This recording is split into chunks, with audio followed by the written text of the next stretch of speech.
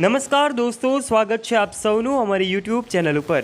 આ સત્ય ઘટનાની વાત છે। નવા લગ્ન કરીને આવેલી વહુ સાથે એવું થયું કે જેને સાંભળીને સૌ લોકો નવાઈ પામી જાય।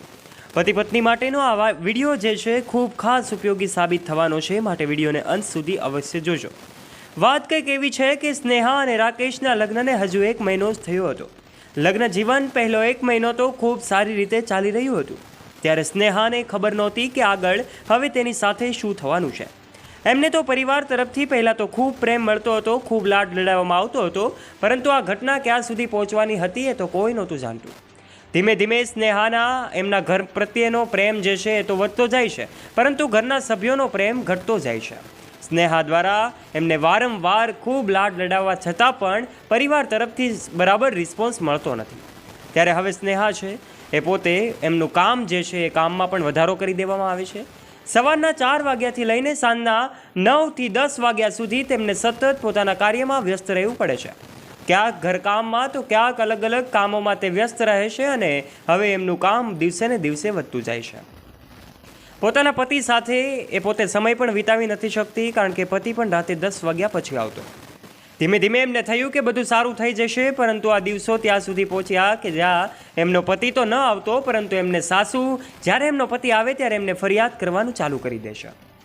આખો દિવસ કામ કરતી હોવા છતાં પણ સાંજે જ્યારે એમનો પતિ રાકેશ જ્યારે ઘરે આવતો ત્યારે એમની સાસુ જે છે એ એમના વિશેનું ખોટું સંભળાવી દેતી અને કહેતી કે આખો દિવસ તે અલગ અલગ કામ પડતા મૂકીને પોતે ફોનમાં વ્યસ્ત રહે છે।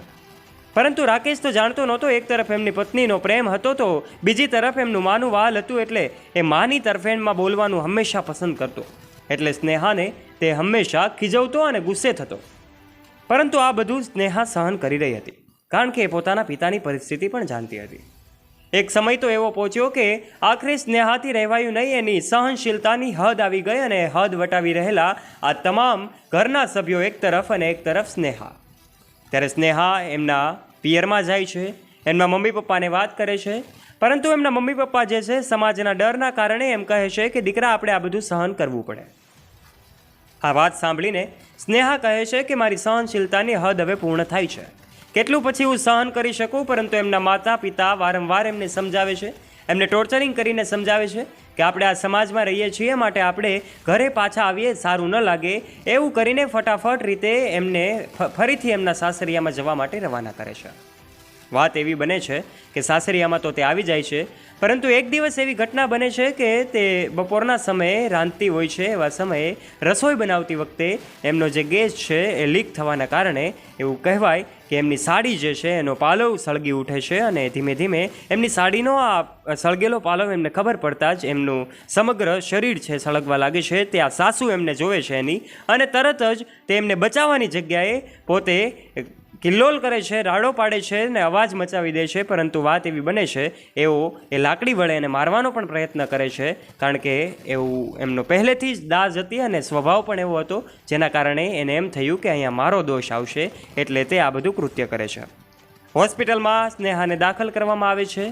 હોસ્પિટલમાં દરેક પરિવારજનો પહોંચે છે, પરંતુ વાત એવી છે, ડૉક્ટર કહે છે, હોસ્પિટલમાં ડૉક્ટર દ્વારા એવું કહેવામાં આવે છે કે તમે અહીંયા સુધી પહોંચ્યા, ત્યાં ખૂબ મોડું થઈ ગયું છે, હવે તો એમનો જીવ બચી શકે તો જ બચી શકે, હવે તો ઈશ્વરના હાથમાં છે।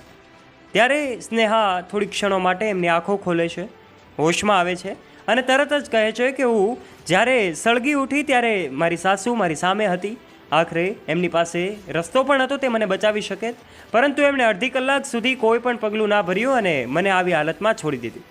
આ વાત સાંભળતાની સાથે જ એમના પતિને હવે રિયલાઇઝ થાય છે। સ્નેહાના પતિ રાકેશને હવે એમ થાય છે કે મારી માં જ ખોટી હતી ને આખરે પત્ની જે છે આવી એમની સુંદરતા અને આવું એમનું જીવન હતું છતાં પણ હું એમને ઓળખી ન શક્યો, અને પછી તો તે ધ્રુસકે રડી પડે છે, પણ એમની પત્ની જે છે આ દુનિયા છોડીને ચાલી જાય છે। દોસ્તો, તો આવું તો આપણી આસપાસ ઘણી બધી ઘટનાઓ બનતી હોય છે, આપણા સમાજમાં ઘણી બધી ઘટનાઓ બનતી હોય છે, પરંતુ એક પતિ પત્ની વચ્ચેની આ ઘટના જે છે અનેક લોકોને પ્રેરણા આપી શકે છે। માટે તમારા દરેક ગ્રુપમાં, ફ્રેન્ડ્સ સાથે, ફેમિલીમાં આ વિડીયોને શેર કરવાનું ના ભૂલતા।